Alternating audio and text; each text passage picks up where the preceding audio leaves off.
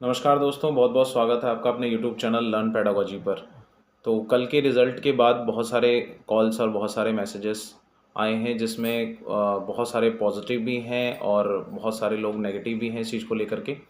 तो सबसे बड़ी बात तो ये कि मैं उन लोगों के लिए कहना चाहूँगा कि जिनका सिलेक्शन नहीं हो पाया है, चाहे वो किसी भी कारण से हो रहा हो, तो उनके लिए सबसे ज़्यादा ज़रूरी बात तो ये है कि अभी डीमोटिवेट ना हो, परेशान ना हो और आगे के एग्ज़ामिनेशन की तैयारी करें। बहुत सारी एग्ज़ामिनेशन लाइन में लगी हुई है। हाँ, टीजीटी, पीजीटी नहीं है लाइन में, लेकिन इसके अलावा एलटी लाइन में है, केवीएस है, एनवीएस है, डीट्रिपल एस भी है और अलग-अलग स्टेट्स के एग्ज़ामिनेशन हैं। और दूसरी बात, कुछ लोगों का ये भी कहना है कि सर हमारी एज ख़त्म हो गई है ना? और एज अब नहीं है जो सिलेक्शन हम अलग स्टेट के लिए जा पाएँ, तो आप उसके लिए प्राइवेट स्कूल्स की तरफ को बढ़िए। और दूसरी बात ये, जिन-जिन का रिज़ल्ट नहीं आया है, उसमें ज़्यादातर जो देखने को मिले हैं वो रोल नंबर और बुकलेट सीरीज़, अदरवाइज़ सबका आ गया रिज़ल्ट। ठीक है? रोल नंबर और बुकलेट सीरीज़ जो 2 मुद्दे रहे हैं, उनका रिज़ल्ट नहीं आया है। तो इसके लिए करना क्या है, उसके लिए भी, क्योंकि बहुत सारी कॉल्स आई हैं, एक बार में इतनी सारी कॉल्स मैं रिसीव नहीं कर पा रहा हूँ, क्योंकि कंटिन्यूअसली अगर कॉल आती तो फ़ोन स्विच ऑफ हो जा रहा है बार-बार।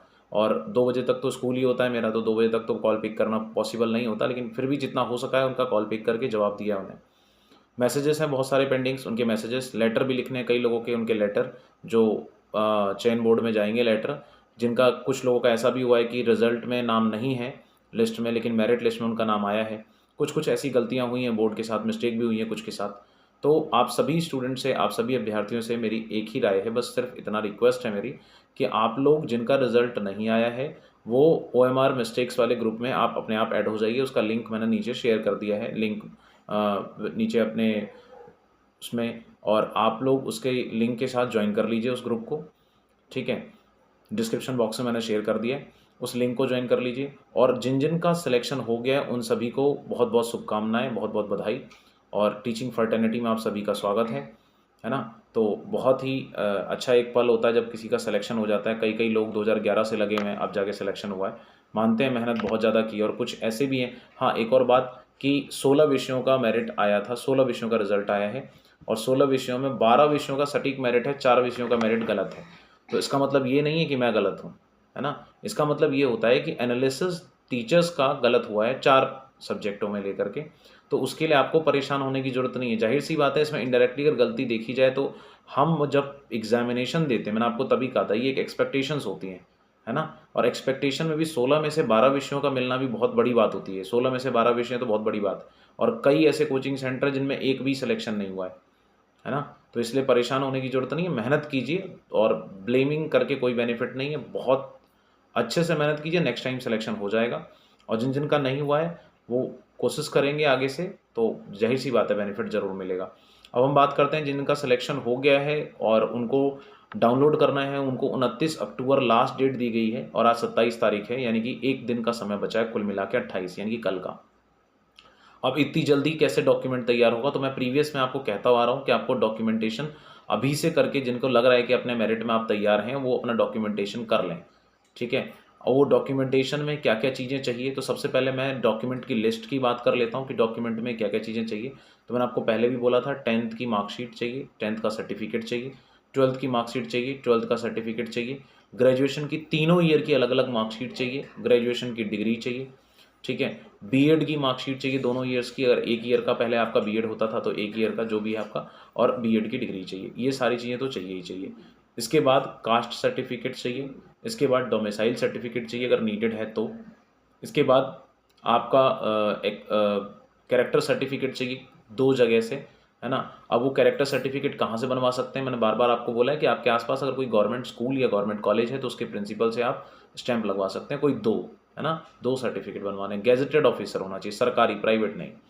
फिर हम बात करते हैं मेडिकल सर्टिफिकेट की, तो मेडिकल सर्टिफिकेट गवर्नमेंट हॉस्पिटल से ही बनवाना है, सरकारी अस्पतालों से, या सरकारी डिस्पेंसरी अगर आपके पास आस-पास है तो वहाँ से बनवाइए।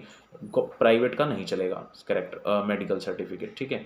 या प्राइवेट में ऐसी कोई संस्था होनी चाहिए जो नेशनलाइज़ लेवल पे रजिस्टर्ड है, जैसे फोर्टिस हो गया, या हॉस्पिटल जो बड़े-बड़े हॉस्पिटल्स होते हैं, अपोलो हो गया, मैक्स हो गया, तो यहाँ से चल जाएगा। तो इनका आप इस्तेमाल कर सकते हैं वहाँ पर मेडिकल सर्टिफिकेट में। तो ये सारी चीज़ें आपको चाहिए ही चाहिए।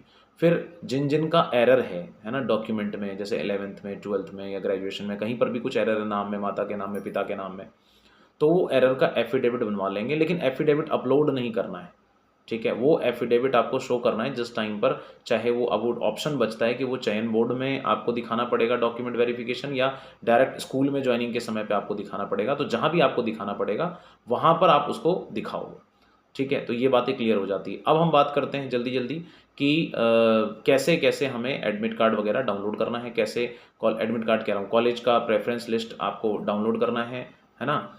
और उसके लिए कॉलेज की प्रेफरेंस लिस्ट टीजीटी का डाउनलोड करने के बाद आपका वो आ जाएगा, ज्वाइनिंग लेटर आपका डाउनलोड हो जाएगा डायरेक्टली, और आप जाके उस कॉलेज में ज्वाइन करेंगे। तो हम देखते हैं उसको कैसे प्रोसेस में स्टार्ट करना है।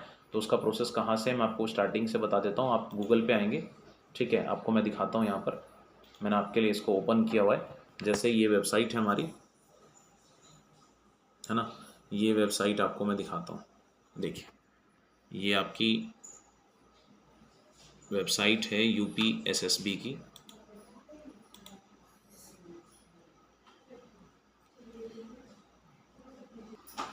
ये आपकी वेबसाइट है यूपीएसएसबी की, और इसमें आपको जाना है। आप देख रहे हो ऊपर एक तो ये वाला कर्सर यहाँ पर दिख रहा है आपको, ठीक है। और आपको जाना है यहाँ पर परीक्षा, परीक्षा वाला आपको दिख रहा होगा यहाँ पर परीक्षा। इस परीक्षा पे आप जैसे ही क्लिक करेंगे तो ये ओपन हो जाएगा, ठीक है। और यहाँ पर जैसे ही ये ओपन होगा तो आपको क्लिक करना है यहाँ, ये देख रहे हैं आप, उत्तर प्रदेश सेकेंडरी एजुकेशन जो दिख रहा है ये रहा, यहाँ पर आपको क्लिक करना है, ग्रीन कलर का जो दिख रहा है ये, ठीक है। यहाँ पर आप जैसे ही क्लिक करोगे, Uttar Pradesh secondary education service selection board Prayagraj, तो आप जैसे ही यहाँ पर क्लिक करेंगे तो आपके पास ऑप्शन आ जाएगा, ये रहा, ये खुल गया। यहाँ पर आप देख रहे हैं लिखा रहा है click here to submit college preference choice for TGT examination, है ना। और यहाँ पर एक ऑप्शन आ रहा है, ये आप साइड में यहाँ पर देखेंगे, यहाँ पर ये ऑप्शन आ रहा है click here to submit college preference choice and upload documentation for TGT examination. तो आपको यहाँ पर क्लिक करना है 1, ये दिख रहा है आपको। यहाँ पर आप जैसे ही क्लिक करोगे डॉक्यूमेंट अपलोडेशन के लिए तो ये सारी चीज़ें आ गई, दिख रहा है आपको ये यहाँ पर।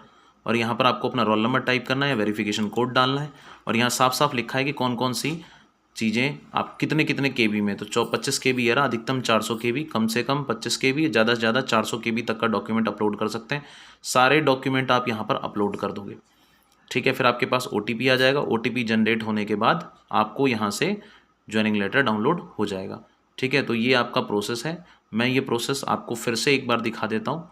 आप कहाँ जाएंगे, आप जाएंगे यहाँ से UPSESSB की वेबसाइट पर। यहाँ से UPSSB पे क्लिक नहीं करना है, ठीक है। आपको क्लिक करना है कहाँ पर, परीक्षा की वेबसाइट पर क्लिक करना है। जैसे ही आप परीक्षा की वेबसाइट पर क्लिक करेंगे तो ये 4 ग्रीन कलर के बॉक्स, ये ग्रीन कलर यहाँ से आ जाएगा, ये जो डार्क ग्रीन है यहाँ पर आप क्लिक करोगे तो यहाँ पर आप देख रहे हो फर्स्ट नंबर, यहाँ से फर्स्ट नंबर जो आपको दिखाई दे रहा है click here to submit college preference choice and upload document, यहाँ पर आपको क्लिक करना है। और यहाँ से आप अपने डॉक्यूमेंट को अपलोड कर दोगे, जो जो डॉक्यूमेंट मैंने आपको बताया है। और जैसे ही आप प्रोसीड करके सबमिट करेंगे आपका लेटर यहाँ से डाउनलोड हो जाएगा। तो होप सो जो मैंने आपको बताया आपको समझ में आ गया होगा।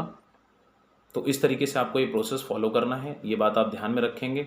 और डॉक्यूमेंट अपलोड करते टाइम ये बात ध्यान में रखना कि आपकी जो डेटा है वो 25 केबी से 200 केबी के आसपास का होना चाहिए, ठीक है। और कोशिश कीजिएगा साइबर कैफ़े के थ्रू, खुद से कोशिश ना करके साइबर कैफ़े के थ्रू अपलोड करें, ठीक है। तो all the best to all of you. तो सभी को बहुत बहुत शुभकामनाएं, बहुत बहुत धन्यवाद। आप सबने कॉल किया मुझे, जितने लोगों ने कॉल किया है, बहुत सारे लोगों ने, और कुछ परेशान भी रहे हैं।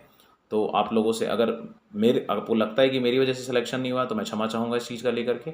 हाँ, लेकिन आगे से आपको ये ध्यान रखना है कि फ्यूचर में ज़्यादा से ज़्यादा कोशिश कीजिए, है ना। और जो मैंने बोला है डिस्क्रिप्शन बॉक्स में OMR वाले मिस्टेक की वजह से मैंने डिस्क्रिप्शन बॉक्स में OMR का लिंक भेज दिया, उस ग्रुप का, आप उस ग्रुप को ज्वाइन कीजिए और प्लीज़ उन लोगों को आप सपोर्ट कीजिए। Hope so, all the best सभी का। शायद आप अगर कोशिश करेंगे, मेहनत करेंगे तो जिन जिन का मेरिट लिस्ट में नाम है और OMR मिस्टेक की वजह से नहीं आया है तो उनका रिजल्ट आ जाएगा। बाकी सभी विषयों में सभी चीज़ों का रिजल्ट जारी हो गया, ठीक है। तो all the best to all of you, बहुत बहुत धन्यवाद। भविष्य के लिए, आपके करियर के लिए बहुत बहुत शुभकामनाएं, है ना। इसी तरह जुड़े रहिए हमारे साथ और इसी तरह लाइक शेयर करते रहिए। बहुत बहुत धन्यवाद। Thank you so much.